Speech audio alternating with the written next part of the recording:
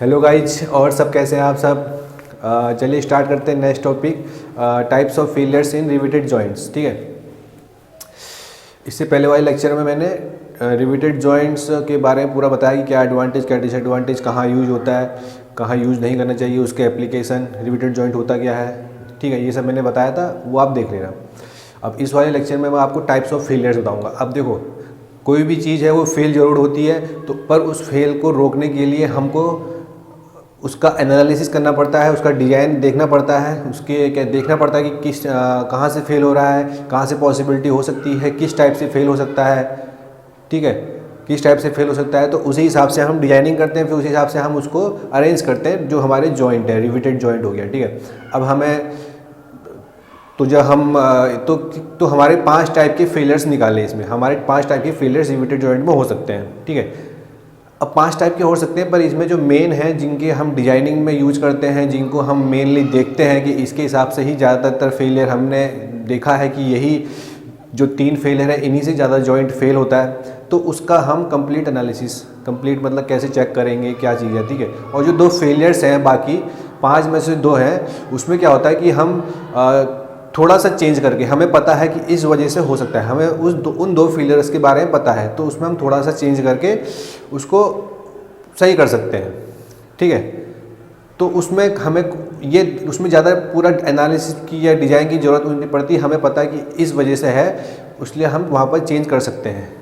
पर उसको भी जानना ज़रूरी है, क्योंकि अगर उसको नहीं जानोगे तो आपको कैसे पता चलेगा कि इसको थोड़ा सा चेंज करना है नहीं, तो उसको भी तो जानना ज़रूरी है।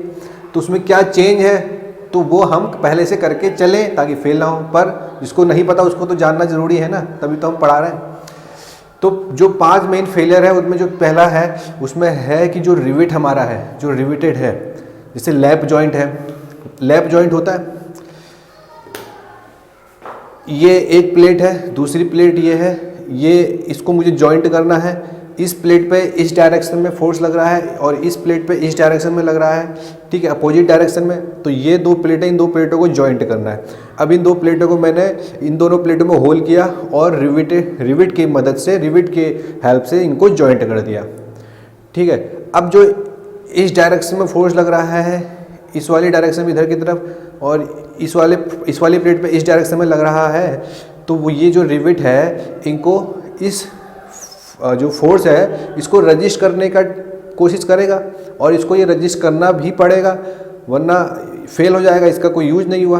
तो इतना इसको स्ट्रेंथ होनी चाहिए, इसको कहते हैं shear strength of the rivet. जो रिवेट है उसकी शियर स्ट्रेंथ इतनी होनी चाहिए कि जो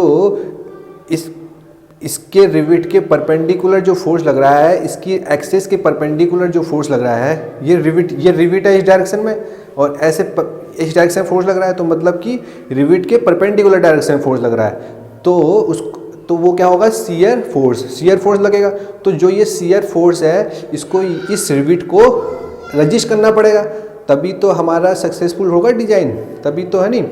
तो ये इसको कहते हैं shear strength of the rivet. ठीक है, shear strength of the rivet, तो यहाँ से निकल के आता है shear strength of the rivet. देखो, ये अगर फेल होना होगा तो कैसे होगा, देखो ये हुआ, हमने ये एक प्लेट है, नीचे ऊपर लैप जॉइंट में है, और सिंगल रिवेटेड है, सिंगल रिवेटेड लैप जॉइंट मतलब कि एक रो में है। जैसे मैंने इससे पहले वाले लेक्चर में ना आपको टाइप्स ऑफ रिवेटेड जॉइंट भी पढ़ाए, लैप जॉइंट और आपका बट जॉइंट। ठीक है, उसमें single riveted butt joint, single riveted lap joint, double riveted lap joint. ठीक है, इन सब के बारे में बताया था।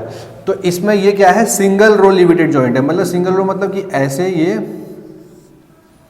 ऐसे करके ये है, और ये ऐसे करके, मतलब सिंगल रो में है, तो ये इस डायरेक्शन में फोर्स लग रहा है, ये इस डायरेक्शन में लग रहा है, समझ रहे हो, ऐसे करके लग रहा है।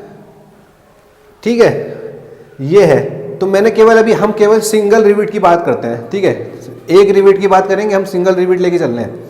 तो क्या हुआ कि ये जो यहाँ पर फोर्स लग रहा है, यहाँ पर थिकनेस T है, इसकी जो प्लेट है इसकी थिकनेस T है, और जो रिवेट का सैंक है, मैंने बताया ना, रिवेट में हमारा एक हेड होता है, सैंक होता है, और उसका पॉइंट होता है। ठीक है, इससे पहले वाले लेक्चर में मैंने बता रखा है। रिविट का हेड, सैंक और पॉइंट। तो जो सैंक है उसका डायमीटर हम यहाँ पर डी लेके चल रहे हैं, ठीक है। रिविट के सैंक का डायमीटर डी। अब जो ये रिविट है, अब देखो हमने यहाँ इस डायरेक्शन फोर्स लग रहा है इस पे तो फेल हो गया, शियर हो गया। शियर आपको पता है, शियर फोर्स लगा, शियर की वजह से फेल हो गया। शियर फेलियर क्या होता है, जब कोई भी मतलब जैसे कि ये सिलेंडर ले लो, कोई भी रिविट है अपनी एक्सिस के परपेंडिकुलर एरिया में अगर उसका फेल होता है, अगर अपनी एक्सिस के परपेंडिकुलर डायरेक्शन में वो अगर ब्रेक होता है तो वो शियर फेलियर, क्योंकि इसमें शियर फोर्स लग रहा है, इसकी एक्सिस के परपेंडिकुलर शियर फोर्स लग रहा है, तो ये हो गया शियर फेलियर। अब इसको अगर जो रिविट है इसको रजिस्ट करना है, ठीक है, तो ये देखना है, तो इसकी शियर स्ट्रेंथ हमको निकालनी पड़ेगी कि ताकि ये शियर फेलियर ना हो। तो हमें क्या निकालनी पड़ेगी, शियर स्ट्रेंथ। तो शियर स्ट्रेंथ निकालने के लिए आपको क्या चाहिए, डायमीटर डी। डायमीटर किसका, डाया ऑफ रिविट का, ठीक है, ये चाहिए। तो यहाँ से जो शियर फेलियर कहाँ हो रहा है, सैंक में हो रहा है ना, तो सैंक का क्रॉस सेक्शन निकलेगा ना, तो सैंक का एरिया ऑफ क्रॉस सेक्शन निकलेगा, तो क्या होगा, π/4 d स्क्वायर, ठीक है। अगर एरिया ऑफ सैंक की बात करूँ तो क्या होगा, π/4 d स्क्वायर, ये हो गया सैंक का एरिया। अब हमको निकालना है पीएस। पीएस क्यों निकालना है, मतलब कि शियर स्ट्रेंथ निकालनी है, कि इतनी स्ट्रेंथ निकालें कि ये फेल ना हो। जो ये लोड यहाँ पीएस लगा है ना, जो ये लोड पीएस की वजह से ये फेल हुआ है, तो अगर हम पीएस निकाल लें पता चल जाएगा कि इतनी स्ट्रेंथ करने के लिए हम निकाल लेंगे, ठीक है, पीएस। तो आपको पता है पीएस क्या होगा, शियर स्ट्रेंथ, एरिया और π/4 d square into shear stress tau S. Tau S क्या हुआ, permissible shear stress of the rivet material. Permissible shear stress of the rivet material, कि इतना परमिसिबल शियर स्ट्रेस होना चाहिए रिविट मटेरियल का, permissible shear stress of the material. तो ये आ गया। अब ये हम बात कर रहे हैं पर पिच की, मतलब कि पर पिच लेंथ। यहाँ पर जो ये शियर स्ट्रेंथ हमने निकाला है ना, shear strength of the rivet का, ये पर पिच लेंथ निकाला है, मतलब कि सिंगल रिविट के लिए, एक रिविट के लिए पर पिच लेंथ के लिए हमने निकाला। एक पिच में केवल एक रिविट आएगा, एक पिच में एक रिविट आएगा अगर वो सिंगल रिविटेड लैप जॉइंट है। अगर डबल रिविटेड लैप जॉइंट होगा तो उसमें पर पिच हमारे 2 रिविट आएंगे। तो अगर डबल रिविटेड लैप जॉइंट हुआ तो क्या करेंगे हम, PS n times π/4 d square tau S. अगर डबल रिविटेड हुआ तो n = 2 रख देंगे। तो ये n क्या है, n है number of rivet per pitch length. Pitch का मतलब आपको पता है, ये पिच का मतलब क्या होता है, ये होती है पिच। पिच क्या होता है, distance, centre distance of the conjugative rivets, centre distance of the conjugative rivets या adjacent rivet in a single row, in a same row, in a same row. Adjacent या conjugative distance of the rivet in a same row, एक ही रो। तो पर pitch length में अगर मैं कह रहा हूँ, ये P में कह रहा हूँ, तो इस P में कितने रिविट आए, एक आया। कैसे भाई, जो मैं सेंटर से सेंटर डिस्टेंस देख रहा हूँ, सेंटर से सेंटर डिस्टेंस, तो पर पिच लेंथ आपके एक रिविट निकलेगा। देखो सेंटर से ये हाफ हो गया और इसका हाफ, तो एक रिविट बनाएगा, समझ गए। तो पर पिच लेंथ हमारा एक रिविट आएगा। अगर डबल रो हुआ, अगर डबल रिविटेड लैप जॉइंट हुआ, तो डबल रिविटेड लैप जॉइंट में क्या होता है, ये देखो डबल रिविटेड लैप जॉइंट अगर मैं बनाऊं, अगर इसको थोड़ा आगे बढ़ाते हैं इस प्लेट को, तो एक ये होता है, ये होता है, नहीं होता। तो डबल रिविटेड लैप जॉइंट में कितने आ गए, 2 आ गए। देखो एक तो इसका, एक इसका, तो पर pitch length double riveted joint में कितने आ गए, नंबर ऑफ n कितने आ गए, 2। अगर ट्रिपल रिविटेड लैप जॉइंट हुआ तो n = 3, ठीक है। तो n = 3 यहाँ रख देंगे और π/4 d स्क्वायर, d क्या है आपका diameter of the shank, rivet का जो शैंक डायमीटर उसका डायमीटर है, और टॉस क्या है, permissible shear stress of the rivet material. ठीक है, तो ये तो बात हो गई लैप जॉइंट की, लैप जॉइंट की बात हो गई। तो आपको पता है लैप जॉइंट होता है और बट जॉइंट भी होता है। अब बट जॉइंट भी तो, अब चलो लैप जॉइंट तो ऐसे है, अब बट जॉइंट में क्या होता है, ऐसे होता है। बट जॉइंट एक प्लेट यह है, एक प्लेट ये ऐसे होती है, और इसके ऊपर से एक स्ट्रैप प्लेट लगाते हैं, है नहीं। बट जॉइंट ऐसी तो होता है, कैसे, अगर एक प्लेट ये होती है, एक प्लेट ये होती है, अब इन दोनों को जॉइंट करना है तो क्या करेंगे, एक प्लेट इसके ऊपर रखेंगे और यहाँ पर क्या करेंगे, रिविटिंग कर देंगे। तो ये क्या होता है, बट जॉइंट। तो इसे क्या कहते हैं, इसे क्या कहेंगे, single row, single riveted butt joint, और single strap, single riveted butt joint. ठीक है, अगर इसमें भी डबल रो होती है, डबल रो कैसे होगी, इसकी प्लेट को अगर मैं थोड़ा थिकनेस और बढ़ा दूं, ये हो गई थिकनेस, तो एक यहाँ ये, तो दो रो, एक रो ये हो गई, एक रो ये हो गई, दो रो हो गई। ठीक है, तो इसमें क्या कहेंगे, double row single strap, strap क्या है, ये जो प्लेट है इसे स्ट्रैप कहते हैं। Double row single strap butt joint. इसमें भी शियर होगा, इसमें भी शियर होगा। देखो यार, इसमें भी तो फोर्स ऐसे ही लग रहा है, ये इस पे यहाँ, समझ गए ना, इस वाली प्लेट पे इस डायरेक्शन से फोर्स लग रहा है और इस वाली प्लेट पे इस डायरेक्शन से फोर्स लग रहा है, और तो शियर होगा नहीं होगा।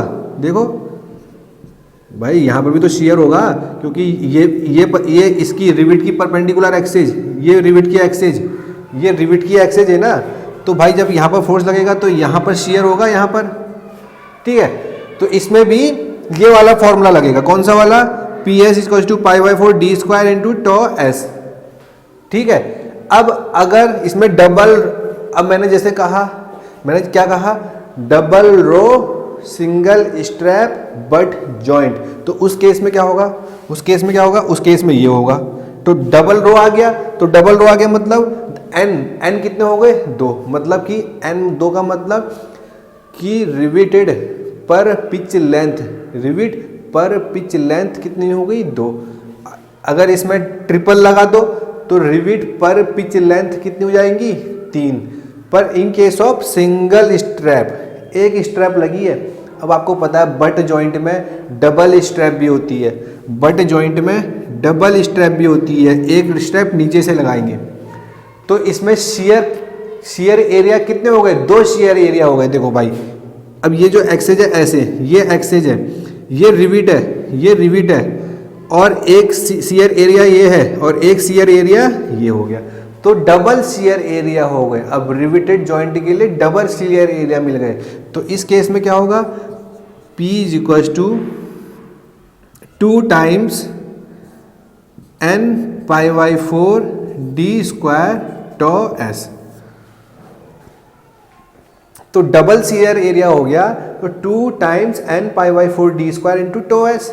ठीक है, अब पहले जब सिंगल एरिया था तो केवल ये था, अब डबल स्ट्रैप लगा दी, डबल शियर एरिया हो गया, तो ये हो गया। ठीक है, अगर अब जैसे डबल स्ट्रैप लगा दी हमने, अब डबल स्ट्रैप में ये सिंगल रिविटेड सिंगल रो है।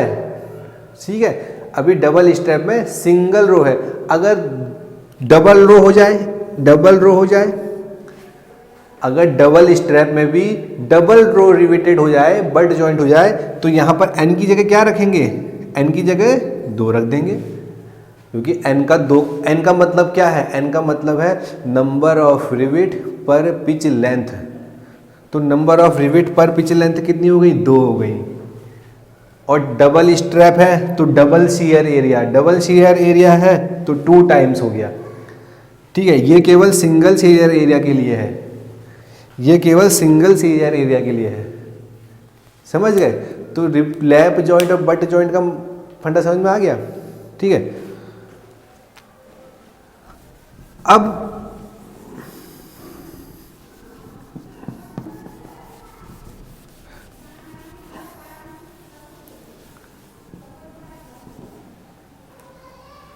देखो दूसरा जो फेलियर है वो है tensile failure of plate between rivet, tensile failure of plate between rivet,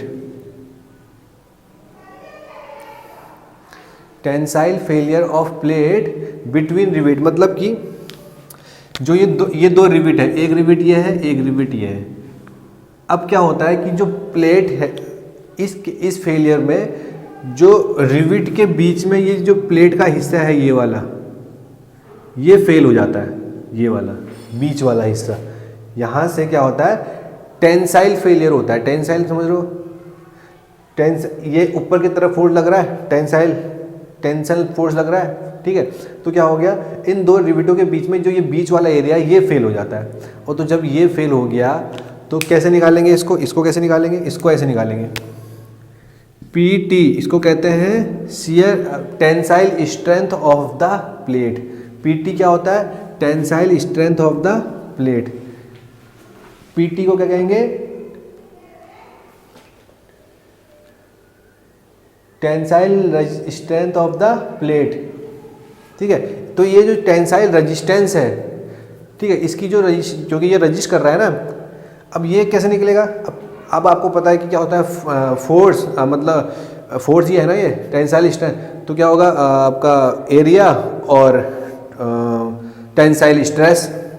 तो अगर मैं सिग्मा टी, ये क्या हो गया, permissible tensile stress of the plate, permissible tensile stress of plate, क्या हो गया, permissible tensile stress of plate, ठीक है।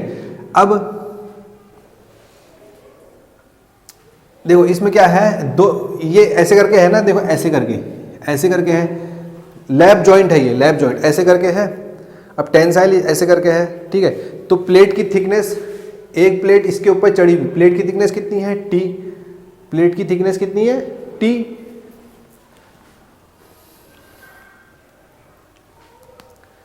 प्लेट की थिकनेस कितनी है, T। अब देखो ये ऐसे करके है ना, प्लेट की थिकनेस,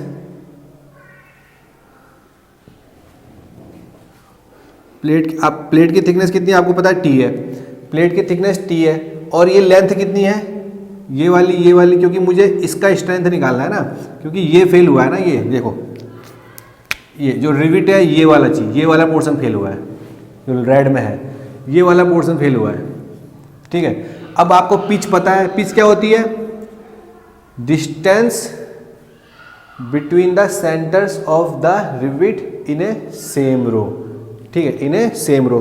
तो अगर मैं बात, देखो यहाँ पर क्या है, टेंसाइल स्ट्रेंथ कौन सा फेल हुआ है, देखो ये वाला पोर्शन फेल हुआ है, ये बीच वाला पोर्शन फेल हुआ है, ठीक है। अगर मैं यहाँ बना दूँ दोबारा, देखो ऐसे करके,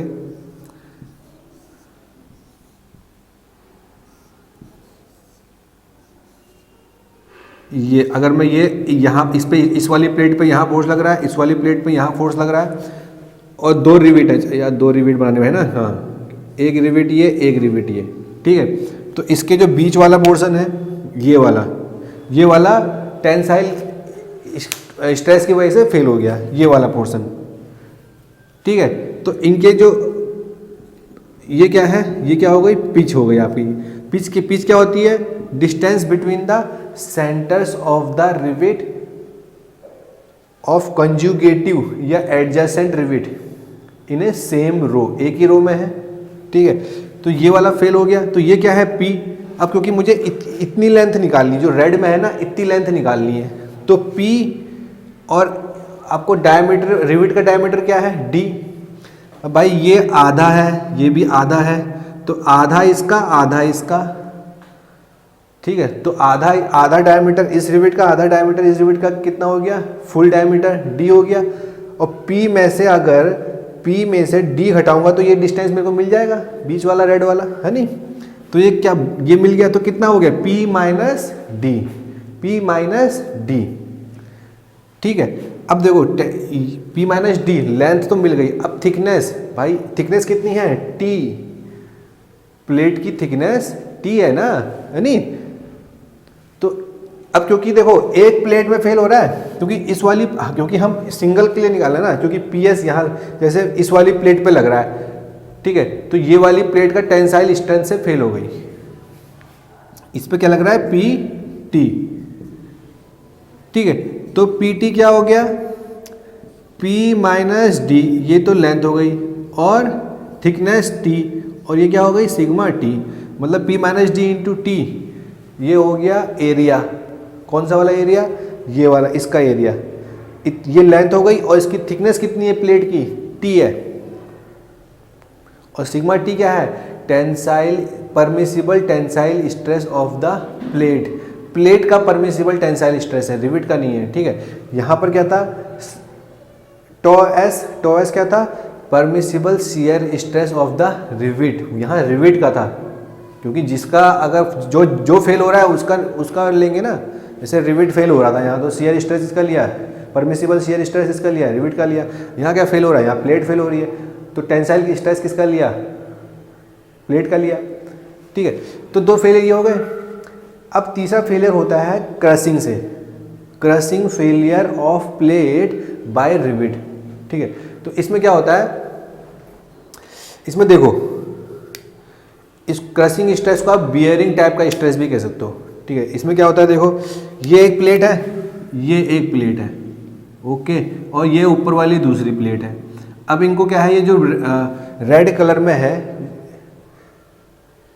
ये जो ब्लू कलर में हाफ पोर्शन आपको दिखाई दे रहा है,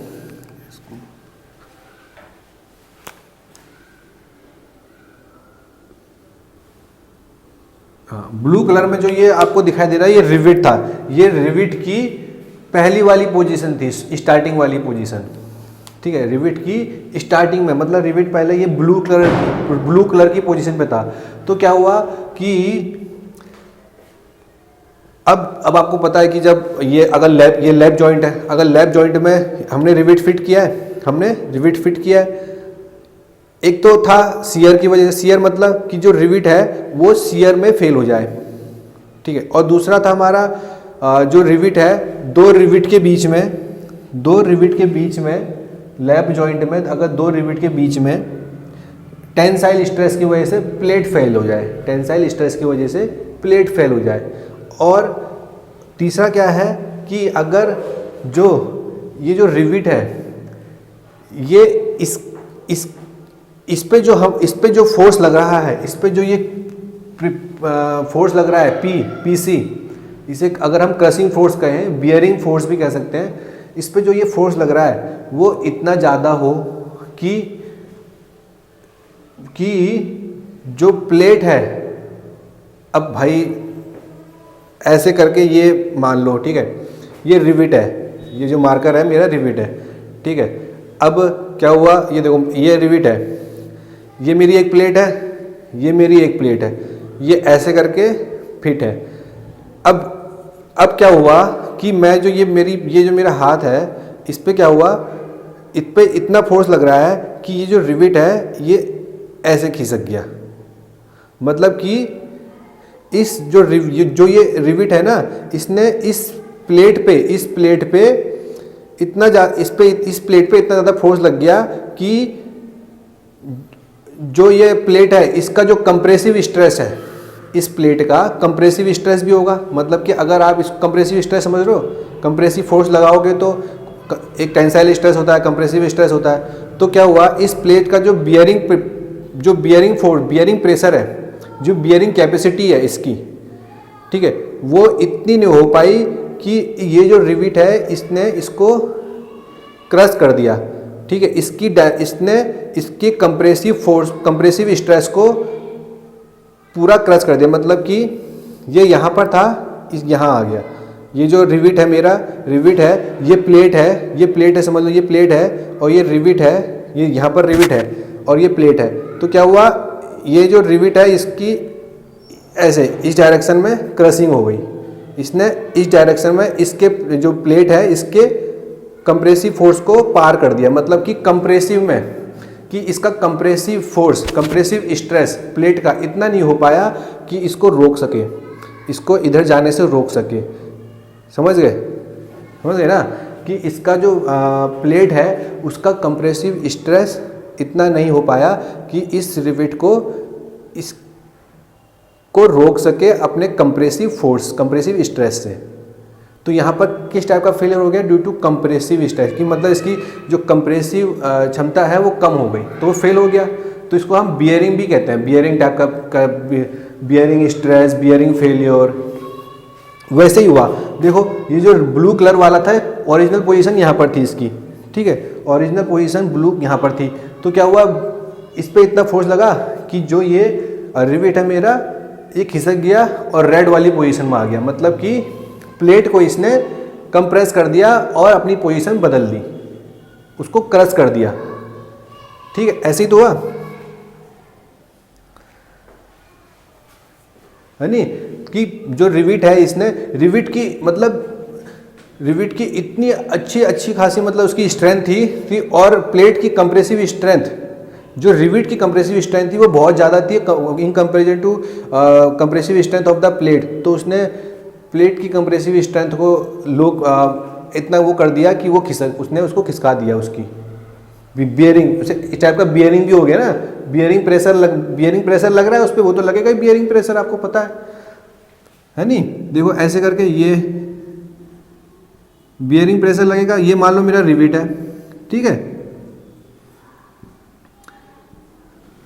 बियरिंग प्रेशर लगेगा ही। अब यहाँ पर हम क्या निकालेंगे, यहाँ पर हम निकालेंगे जो क्रशिंग रेजिस्टेंस है ऑफ द प्लेट। अब यहाँ पर निकालेंगे जो क्रशिंग स्ट्रेंथ ऑफ प्लेट की, वो निकालेंगे ताकि हमारा क्रशिंग फेलियर ना हो। Crushing strength of the plate निकालने पड़ेगा, ठीक है। क्रशिंग रेजिस्टेंस निकालेंगे हम ताकि हमारा क्रशिंग ना हो। जैसे यहाँ पर टेंसाइल रेजिस्टेंस निकाला प्लेट का कि टेंसाइल फेलियर ना हो, जैसे यहाँ पर हमने शियर रेजिस्टेंस या शियर स्ट्रेंथ किसकी निकाली, रिविट की, कि शियर फेलियर ना हो। ऐसे ही यहाँ पर क्रशिंग रेजिस्टेंस निकालेंगे, क्रशिंग स्ट्रेंथ निकालेंगे ताकि हमारा क्रशिंग फेलियर ना हो। किसका? प्लेट का देख रहे हैं, समझ रहे, क्योंकि प्लेट का ही तो क्रशिंग हो रहा है। तो आपको यहाँ पर क्या अब यहाँ पर कौन सा स्ट्रेस आएगा, यहाँ पर आएगा सिग्मा सी क्या है? Compressive stress, permissible compressive stress of the plate. समझे, सिग्मा सी क्या है? Permissible compressive stress of the plate material. समझिए, permissible compressive stress of plate, ठीक है। अब देखो बियरिंग में फेल हो रहा है, बियरिंग में फेल हो रहा है, तो क्या हो गया? PC, ठीक है। तो एरिया के लिए बियरिंग में फेल हो रहा है, मतलब कि ऐसे करके फेल हो रहा है। देखो ये बियरिंग में फेल, ये है, ये रिपीट हो गया, ये क्या हो, तो इसमें एरिया क्या होगा? अगर मैं इसका प्रोजेक्शन लूँ, क्योंकि मुझे बियरिंग का, क्योंकि मुझे इस साइड जा रहा है, ऐसे करके जा रहा है, तो मुझे क्या है, जहाँ पर ये कांटेक्ट में है क्योंकि मुझे इसका प्रोजेक्शन लेना पड़ेगा, तो क्या होगा? थिकनेस लूँगा और डायामीटर। जो एरिया क्या हो गया? थिकनेस, ये जो थिकनेस है ये वाली, और डायामीटर ये, क्योंकि देखो ये है ना बियरिंग का, ये थिकनेस हो गई, ये थिकनेस लूँगा ये वाली, और ये डायामीटर की लेंथ, ये लेंथ हो गई, ठीक है। तो यहाँ पर एरिया क्या हो गया? D इंटू टी और सिग्मा C। तो क्रशिंग रेजिस्टेंस आ गया प्लेट मटेरियल का, DT सिग्मा C, ठीक है। तो यहाँ पर सब हम पर पिच लेंथ की बात कर रहे हैं, मतलब सिंगल, मतलब कि number of rivet per pitch length is 1, number of rivet per pitch length is equal to 1 हम ले रहे हैं, यहाँ भी N लिखेंगे। क्यों? नंबर ऑफ, क्योंकि यहाँ भी तो भाई हम नंबर ऑफ, अगर डबल हुआ तो डबल रिविट, तो N इक्वल टू T लिख देंगे, क्योंकि हम सिंगल रिविटेड लैब जॉइंट की बात कर रहे हैं, ठीक है। अब यहाँ पर नहीं लिखा, यहाँ पर क्यों नहीं लिखा? यहाँ पर क्योंकि प्लेट, क्योंकि ये जो ये हो रहा है प्लेट के बीच में, क्योंकि यहाँ पर ये आ गया है, ठीक है।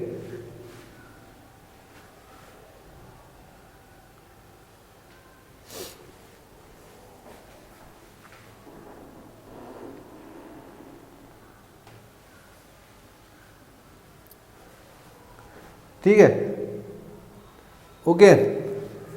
अब ये और ये आ गया, चलिए बंद हो गया था, ठीक है।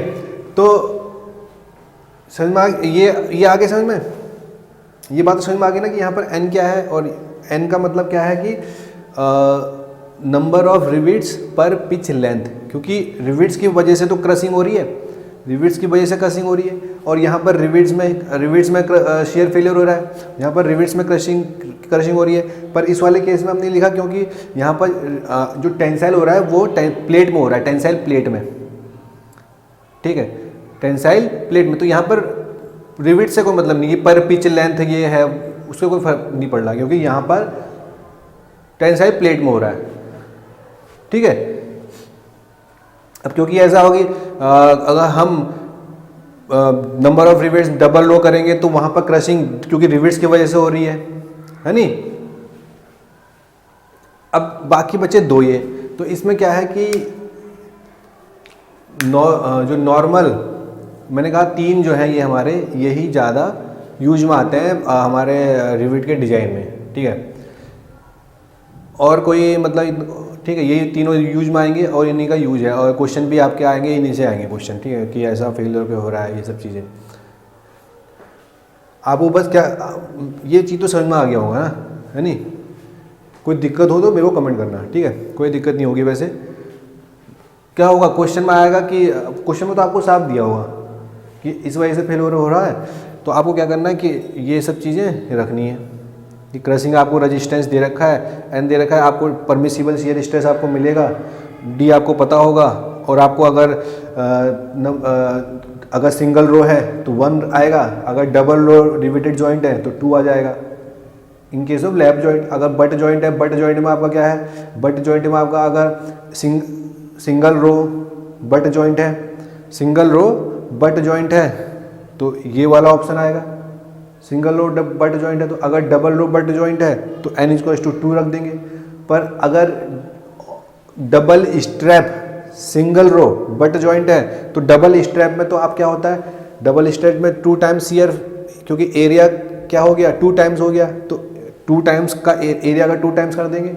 जो π/4 d² है यहाँ पर 1 है तो 2 टाइम्स π/4 d² हो जाएगा, और सिंगल रो है तो n = 1 आ जाएगा।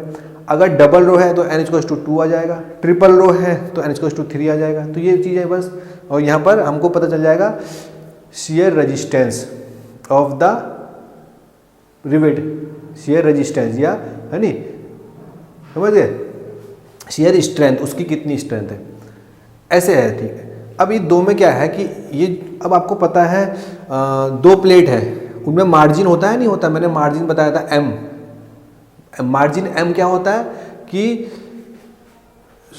जो distance between the edge of the plate, distance between the edge of the plate to the nearest rivet, distance between the edge of the plate of the दो, एक rivet और edge, ठीक है, distance between the edge of the plate and nearest rivet, nearest row, या उसे nearest row कहते हैं, ठीक है। Distance between the edge of the plate, जैसे यहाँ पर है, यहाँ पर जैसे यहाँ पर अगर मैं ये बात करूँ, मैं बना रहा हूँ, यहाँ पर ही बनाता हूँ, यहाँ देखो ये मैं बना रहा हूँ, ये एक प्लेट है और ये एक प्लेट है,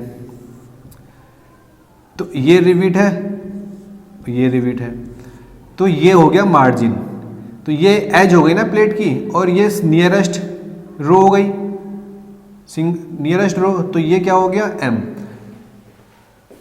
समझ गए। तो distance between the edge of the plate to the nearest row of the rivet, nearest row कौन सा हो गई, ये हो गई।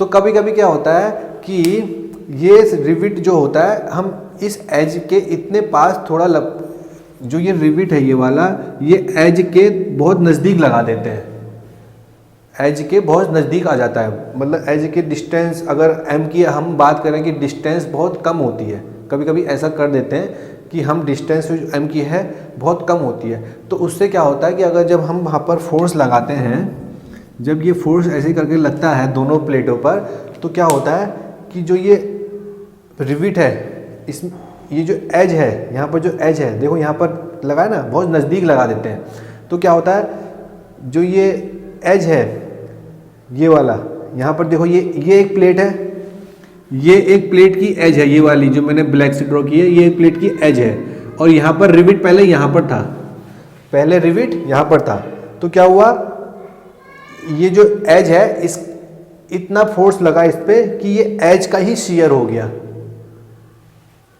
समझ गए, एज का शियर हो गया, रिविट यहां से यहां पहुंच गया, शियर हो गया इसका एज का, मतलब कि अगर मैं यहां से बात करूं कि ये जो रिविट है यहां पर, अगर यहां पर है ऐसे करके, तो ये शियर हो गया इसका, इसने पूरा मटेरियल ऊपर को चला गया, तो एज का शियर हो गया।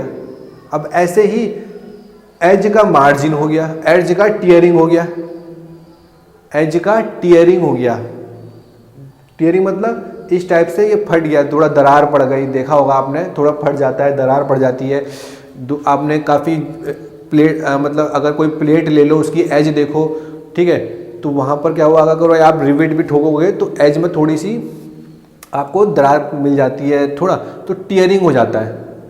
अब फोर्स लगाएंगे तो टियरिंग हो गया, फट गया थोड़ा सा, और यहाँ पर क्या होगा, शियर हो गया। ये क्यों होता है, जब आप जो रिविट है हमारा या तो एज पे रख देते हो, एज पे लगा देते हो, कि मतलब कि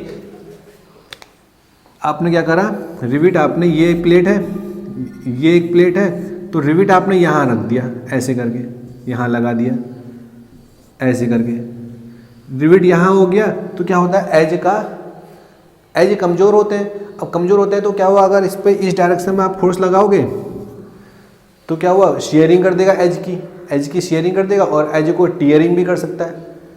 तो इन दोनों के लिए बस एक फंडा है कि बस आप इसको मतलब हटा सकते हो, बस एक सिंपल चीज़ करके कि जो रिविट है उसको एज से दूर लगाओ। कितना दूर लगा दो कि अगर जो शैंक है उसका डायमीटर है उसका 1.5 गुना, शैंक का डायमीटर है ना d, उसका 1.5 गुना करके उसका 1.5, मतलब कि m = मार्जिन आप रखो 1.5 इंटू डी। डी क्या है, शैंक का डायमीटर इंटू 1.5 m, मार्जिन आप रखो कितना, 1.5 डी। मार्जिन आपको पता ही है, मार्जिन क्या होता है, distance between the edge of the plate to the nearest row of the rivet. Margin 1.5 D रखोगे तो ये दोनों दिक्कतें आएंगी ही नहीं, तो इनको तो ऐसे ही आप हटा सकते हो 1.5 डी रख के, ठीक है। तो ये बात हो गई। अब ठीक है, पांचों फेलियर समझ में आ गए। कोई फेलियर अगर समझ में ना आए ना तो कमेंट कर देना भाई, चालू है। कोई फेलियर अगर समझ में ना आए तो कमेंट कर देना, ठीक है। अब मैं बात करता हूँ इफ़िशियंसी की, इफ़िशियंसी ऑफ द जॉइंट। तो इफ़िशियंसी क्या होता है, इफ़िशियंसी होता है, अगर मैं इफ़िशियंसी बात करूँ, minimum of PS PT divided by P, lowest of, ठीक है, मिनिमम। इन तीनों में से जो हमने निकाला PS PT PC, इन तीनों में से जो मिनिमम होगा वो, ठीक है, efficiency = strength of the riveted joint divided by strength of the unriveted solid plate, मतलब कि केवल सॉलिड प्लेट जिसमें कोई रिवेट नहीं है। एफिशिएंसी क्या होता है, strength of the riveted joint divided by strength of the solid plate, ठीक है, ये होती है एफिशिएंसी। तो और इनमें अब क्योंकि हमें इन तीनों में से डिसाइड करना है, तो इन तीनों में से आप कौन सा लोगे, जिसका मिनिमम स्ट्रेंथ होगी, जिसकी मिनिमम स्ट्रेंथ होगी, क्योंकि जिसकी मिनिमम स्ट्रेंथ होगी वो सबसे जल्दी फेल होगा, समझ गए। अब जिसकी हायर स्ट्रेंथ है वो तो फेल नहीं होगा, तो हम यहाँ पर एफिशिएंसी उसी हिसाब से तो देखेंगे कि हाँ इन तीनों में से कौन सबसे पहले फेल हो रहा है, PC से फेल हो रहा है या PT फेल हो रहा है, PS फेल हो रहा है, इन तीनों में से कौन सबसे मिनिमम, किसकी स्ट्रेंथ है, किसकी स्ट्रेंथ सबसे मिनिमम है, क्योंकि वही सबसे पहले होगा, उसी से एफिशिएंसी डिसाइड होगी। और P क्या है आपका, solid plate, simple solid plate जिसमें कोई रिवेट नहीं है, तो उससे पता चलेगा कि कितनी इफिशिएंसी है। कंपैरिजन करेंगे कि सॉलिड से इतना अच्छा ये फेल हो रहा है, इतना रिवेट करने पर इतनी इफिशिएंसी है बस, फिर उसके डिजाइन होगा। तो पी कैसे निकालते हैं? पी क्या है? Strength of the solid plate, only solid plate. तो इसमें पी कैसे निकालते हैं? पी निकालते हैं पिच, पिच को क्या रख लेते हैं? लेंथ। टी थिकनेस, थिकनेस किसकी? प्लेट की थिकनेस, प्लेट की थिकनेस और प्लेट की लेंथ, समझ गए? ऐसे करके ये हो गई टी, ये हो गया पी, ठीक है। और इस पे ऐसे करके फोर्स लग रहा है, पी टी सिग्मा, ठीक है। सिग्मा क्या हो गया?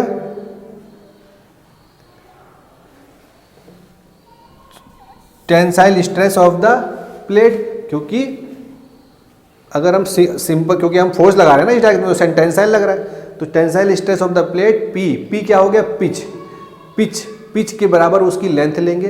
टी क्या है?